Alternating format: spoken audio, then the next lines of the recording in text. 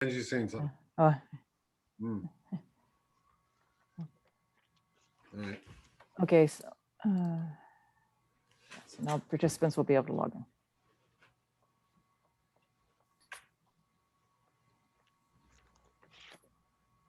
Okay, you ready? Ready.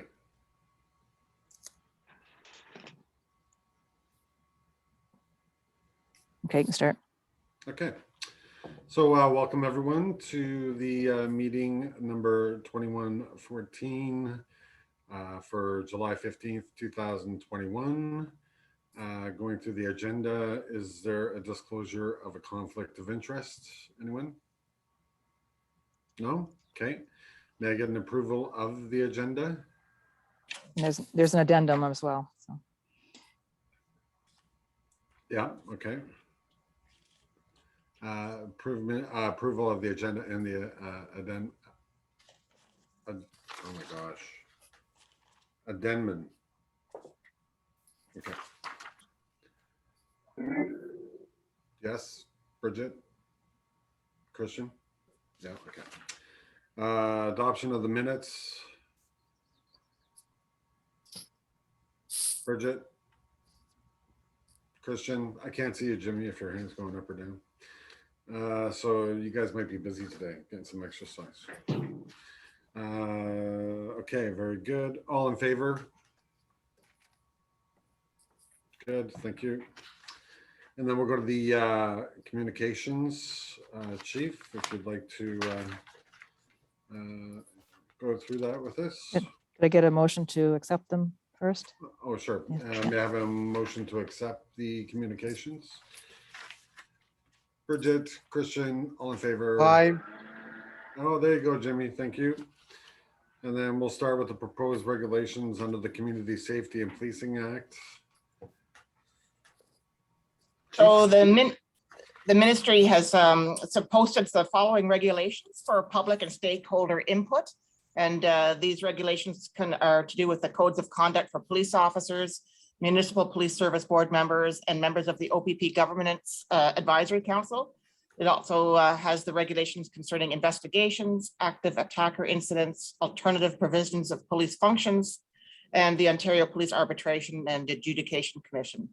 So this is really allowing now the public and stakeholders to have some input before they go back to the ministry, and the comments can be submitted until July the 26th of 2021. Okay. Anyone have any questions on that? No? Okay. Next is for the requests of the occurrences reports by the Private Security and Investigative Services Branch. So this is information pertaining to the ability of the Private Security Investigative Services Branch to perform background checks on individuals and agencies that are involved in the private security and in those investigative services. It allows them to do CPEC checks to determine the applicant's suitability to hold a license. And as part of that background check, they may also look at ask for occurrence reports from police departments regarding that suitability. So it really talks about the process for asking and for receiving those occurrence reports, and it's really critical in making licensing decisions that protects public safety. Thank you. Next is approval amendments to the exemption regulation under the Police Record Checks Reform Act from 2015. So this is an update from a previous board meeting that talked about these exemptions. And so basically on July the 1st, amendments under the Police Records Checks Reform Act came into effect. And these include changes to the exemptions, which were developed in collaboration with the OPP, Indigenous Police Chiefs of Ontario, as well as the OACP and public consultations. Okay.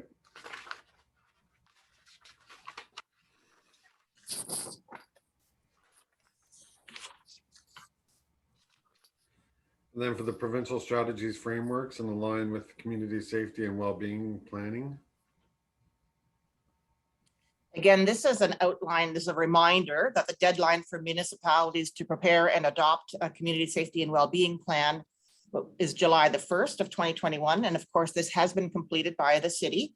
Of note there that Councillor Jeff McLaren was the board representative on the advisory committee, and I was there as the chief.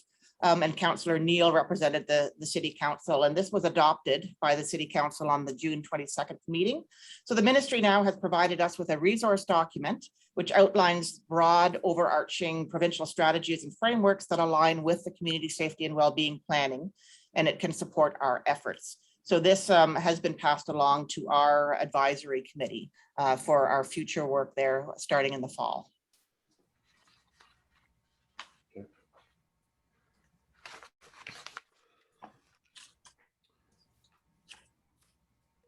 Okay, for the Ontario Closed Circuit Television CCTV grant program for the applications for this year or between this year and next. Yeah, it's again, it's really announcing that accepted that the Solicitor General is accepting applications under the CCTV grant program as part of the Guns and Gangs and Violence Reduction Strategy. So I guess closed circuit television, why would that help with guns and gangs? Identifying, persons in areas where that's occurring. So in different cities may have different areas where these might be placed. Certainly this grant is something that costs policing some money when they're doing this.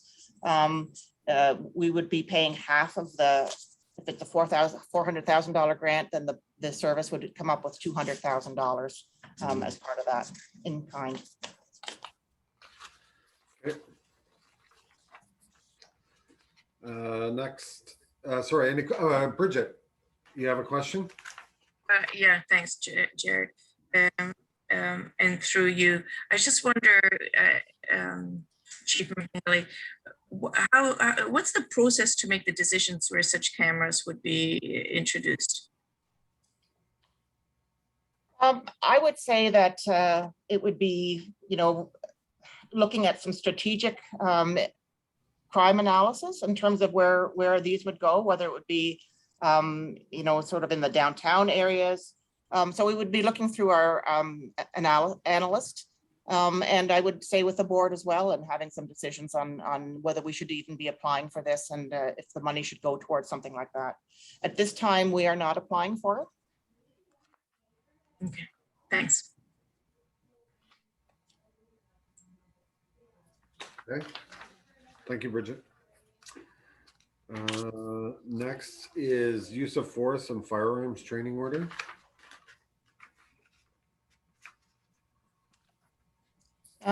So here during the pandemic, police services have been permitted under the Opening of Ontario Act to deliver use of force training despite restrictions with public health units. And we've been granted an extended period of time to be able to get use of force training done. And so this memo is strongly encouraging members and to be in compliance with the use of force training. We are in compliance. We have been continuing to do our use of force training throughout the pandemic, smaller numbers so that we were definitely having the spacing and the distancing between our members, but we are in compliance. And so really this is asking, the ministry is asking police services to update them as to their status, where they are with this. So really encouraging that the police services get their members trained.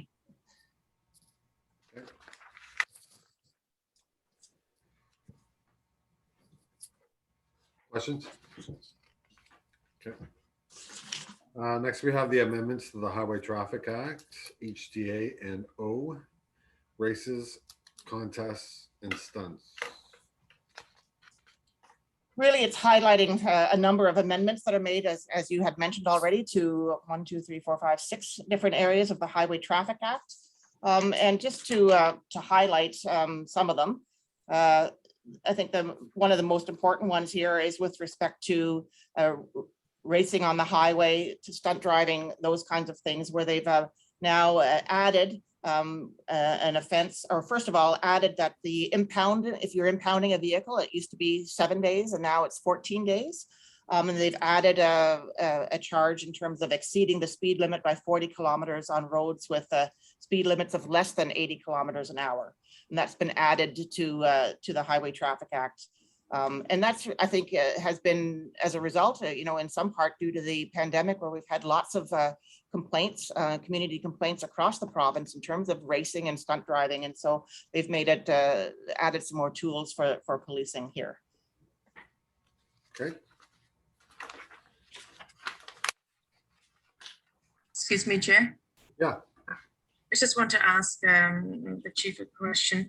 The stunt driving, are we seeing an increase in Kingston? I'm certainly hearing that there might be. Yes, we are receiving complaints, of fast driving, lots of loud noise as well with mufflers and so forth, enhancements made to the vehicle so that there's a lot more noise, lot more speed that's going on. So we're catching that as well. And I think it's going on across the province. And we've certainly directed, our traffic unit has directed some of particular attention to those areas. Do we include any kind of communication or social media campaign to now say that that the fines are increasing and kind of to deter people from this kind of activity? Part of that, our traffic unit is called a STEP program, where they do announce and have some educational component, whether it's through the social media or through our media releases. And then also going after and proactively targeting those areas, especially where the areas that our community is noticing increases in that area. Great, thanks. So, thank you.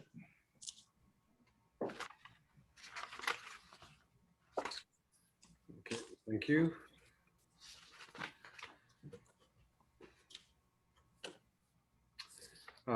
Next is the nominations for the Canadian Association of Police Governance.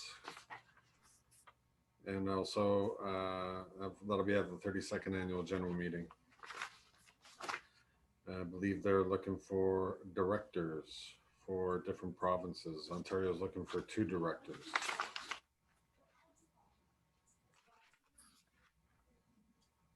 Okay.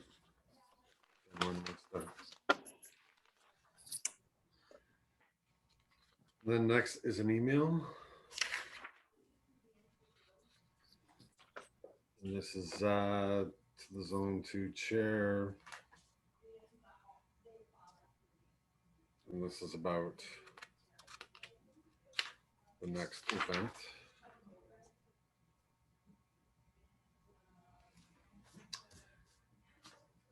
And then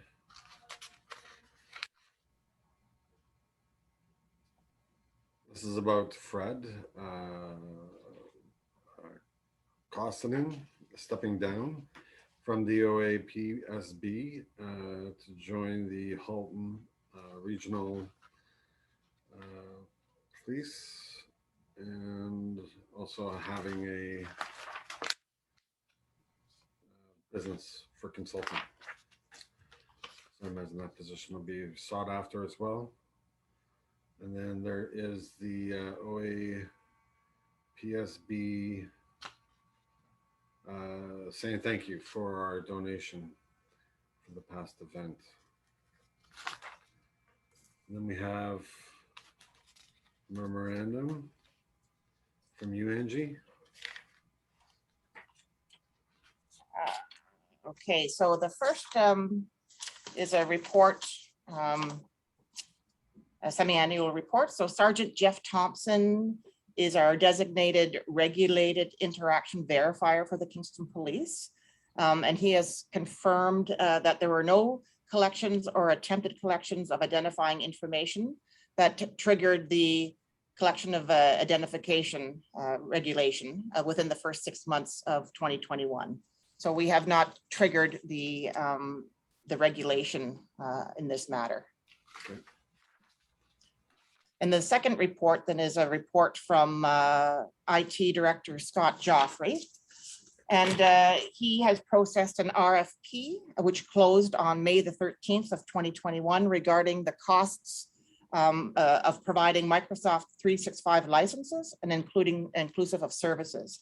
And the funding for this project was approved in our 2021 budget. And since the value of this is over $50,000, the RFP was approved by myself and it was being reported to the board. The selection of the soft choice through the RFP process achieved the highest score and the lowest cost. Therefore, this report is being submitted for the board's information.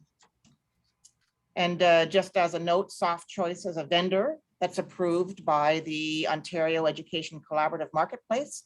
And the board has delegated signing authority to the chief and the deputy for agreements in the name of the Kingston Police Services Board with vendors in accordance with a vendor of record with this OECM. Therefore, this contract has been signed after review by City Legal.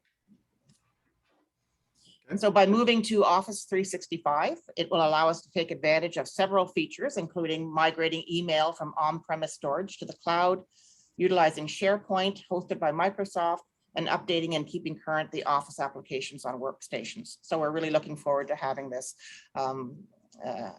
new source within our organization. Okay, very good. I'm glad you're happy with that. Next, we don't have any motions. There is no unfinished business. There is new business. There's a staffing update. Yes.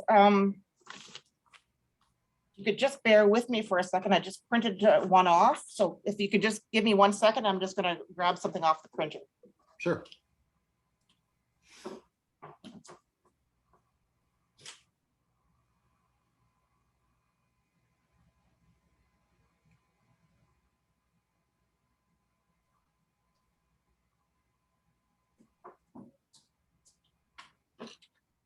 All righty.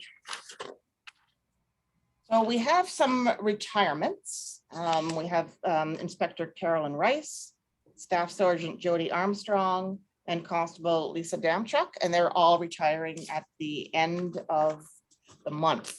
And so I can give you some bios from them. So I'll start with Inspector Carolyn Rice, and she began with us January 20th of 1997, and she retires July 31st of 2021. So Carolyn started her policing career in September of 1988 with the Toronto Police Service and joined the Kingston Police in January of 1997. She was promoted to sergeant in 2002 and staff sergeant in 2010. As a constable, sergeant, and staff sergeant, Carolyn worked in the uniform patrol and criminal investigations units. Her final assignment as staff sergeant was in the professional standards branch from January of 2015 until her promotion to the rank of inspector.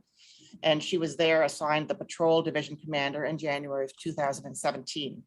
Since 2019, she's been overseeing the operations in the investigative services division, which encompasses our criminal investigations, forensic identification, and undercover operations. She has distinguished herself as an accomplished investigator, and she was entrusted with a wide variety of challenging cases. Over the years, she conducted investigations into sexual assaults, child abuse, pornography, criminal harassment, homicides, sudden death, and serious assaults, all complex and sensitive investigations that are emotionally demanding. In 2005, she received commendations from the Kingston Police Services Board and the local Crown Attorney's Office for her hard work and thorough investigations of two particularly difficult cases. And she was awarded in 2008 the Kingston Police Corps Award by her peers for how she exemplified professionalism and led by example. A supervisor once commented that Carolyn's strength comes from a combination of work ethic, experience, ability, and compassion for all persons that she comes in contact with and works with. In addition to her regular duties in more recent years, Carolyn has also acted as one of our incident commanders who are called out to provide qualified and knowledgeable on-scene leadership at major incidents, major emergencies, and serious incidents.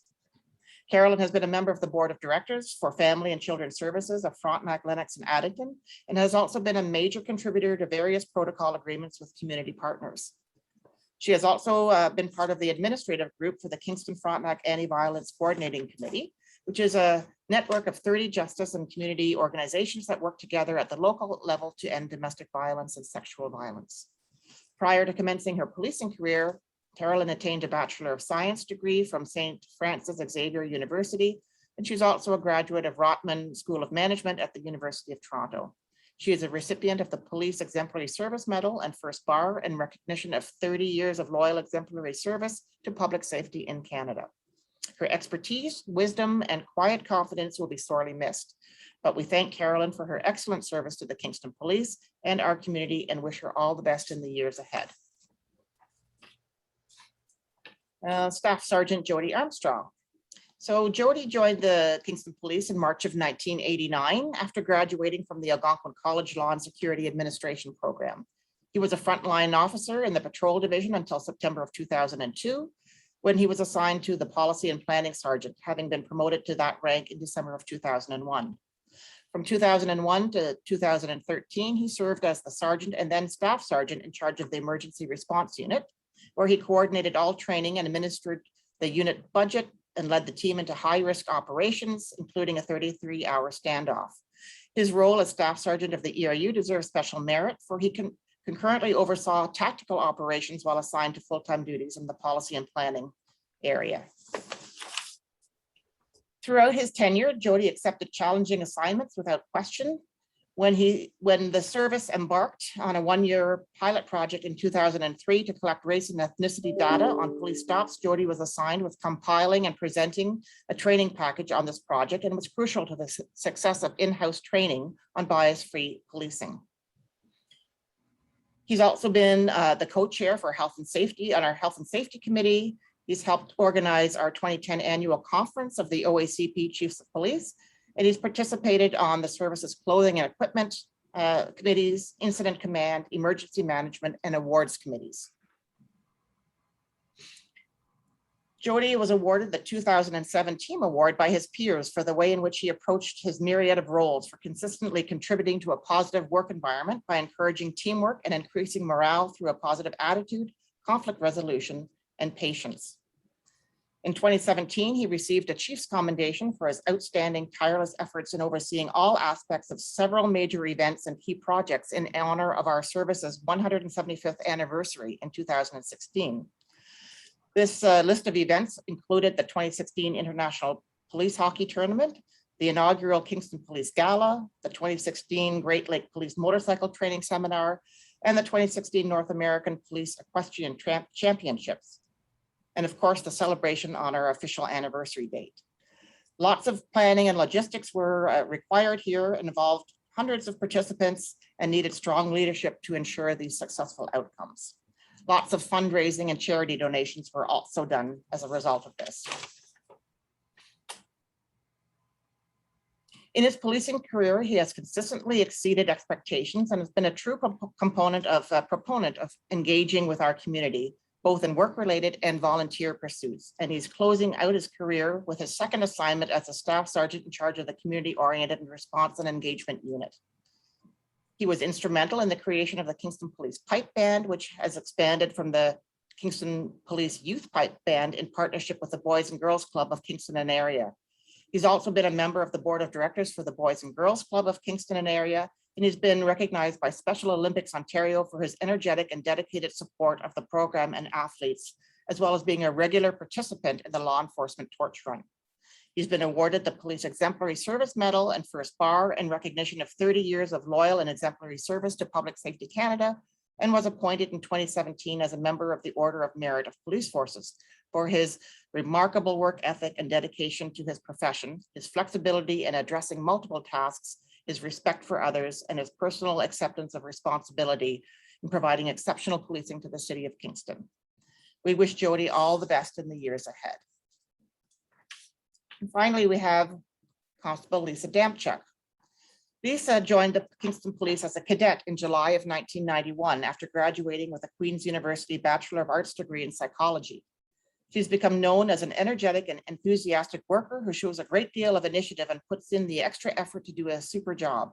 In June 1999, she was assigned to criminal investigations and was quickly recognized for her tenacity in investigations, including being part of a team of officers responsible for recovering approximately $30,000 worth of stolen property, clearing many break-ins, and helping another police service recover 2 stolen vehicles.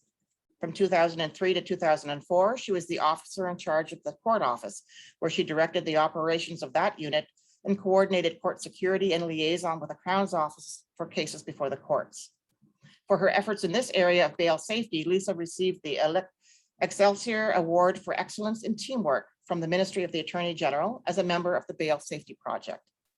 In February of 2007, she assumed the duties of the Domestic Violence and Youth Justice Coordinator. She excelled in this assignment as well, undertaking special projects to enhance victim services, in addition to ensuring a consistent and appropriate application of legislation and protocols related to domestic violence and youth justice.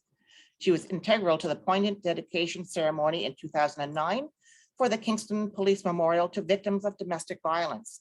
And she's also been successful several times in obtaining grant funding for such enhanced services as safety plan handbooks for victims of domestic violence. Lisa returned to patrol in 2013, where she was quickly recognized as a valuable resource for junior officers on her platoon.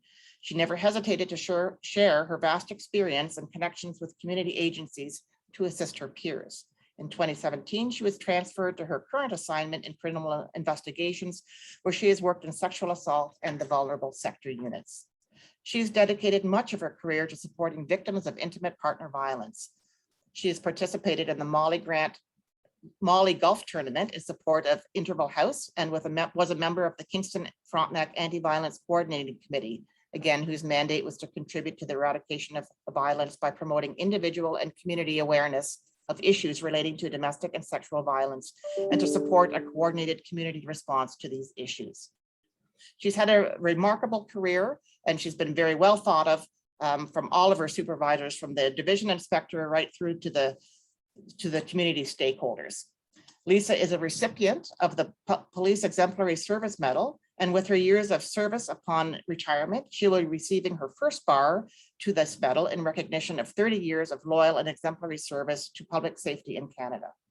We wish Lisa all the best in the years ahead.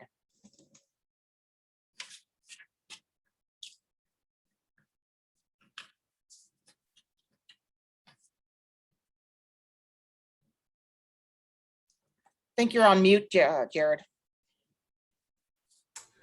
Well, I was just saying that thank you for that.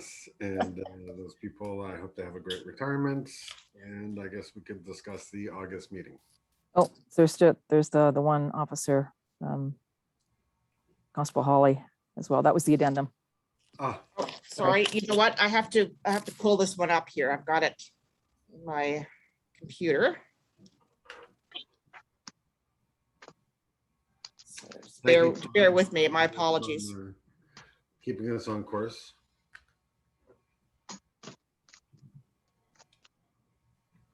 All right. Can you hear me with this? Yep.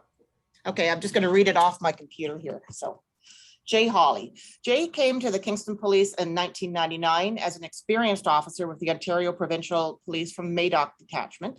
And it should be noted that Jay grew up in Kingston's West End and is a graduate of Holy Cross Secondary School. Before entering policing, he worked in the field of children's mental health.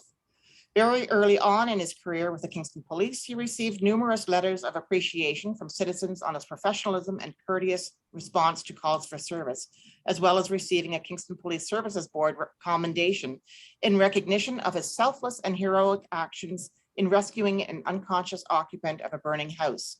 He was also awarded an Award of Excellence from the Canadian Police Association for this heroic intervention and was recognized by the Kingston Downtown Chamber of Commerce in the annual Red and White Parade held January 1st of 2000, again for this particular heroic act. He was also awarded the Ontario Medal for Police Bravery, which was presented by Lieutenant Governor Hilary Weston and Solicitor General David Subucci at Queen's Park. Constable Hawley is known as being a genuine, friendly, honest officer who never loses sight of his professional responsibilities. A member of our community described him as a stellar example of what law enforcement can be. He was nominated for the Corps Award by his peers in 2006 as a result of going above and beyond what most officers would consider reasonable. He was also recognized in his contributions to the successful conclusion in a number of homicide investigations. Constable Hawley was truly known as being empathetic to all parties involved in a situation, whether being victim, accused, or witness. A member of our community wrote about his gentle guidance through the first hours of the terrible day when he responded to a sudden death of their child. He provided comfort and guidance with dignity and compassion. Throughout his career, he's been consistently recognized for his professionalism, compassion, and leaving a positive impression with those in our community that he interacted with. He really has the ability to de-escalate situations and to make people feel at ease.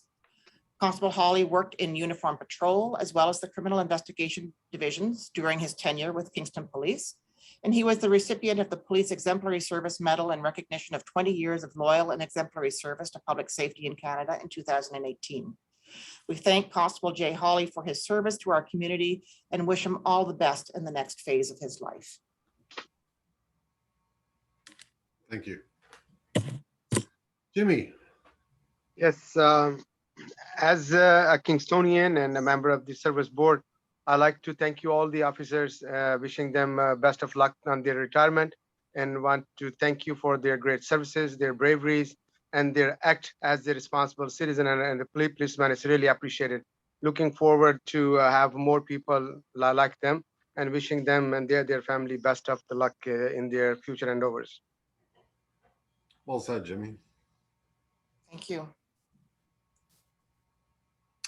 All right then, can I have a motion to move in camera? Jimmy, Bridget, all in favor? Sorry, Jared. Yes. I hate virtual meetings. Anyway, you want the August meeting, right? Oh, yes. Thank you. Status of the regular meeting. Is it just because August, sometimes we don't have a meeting in August? Yes, and you wanted to talk about, see if there's anyone else who had some plans that would make them unavailable for certain parts, because if we don't have a quorum, it's hard to have a meeting, so. I am thinking to go back home maybe mid-August, and we'll be back in mid-September probably for 3 to 4 weeks. I'm not sure yet, but we're planning. My wife is there now, so when she come back, I'll see how she returns. So if she returns fine, then I'll go too. I also have plans mid-August, not going too far, but just definitely like Thousand Islands to enjoy some time off. Christian?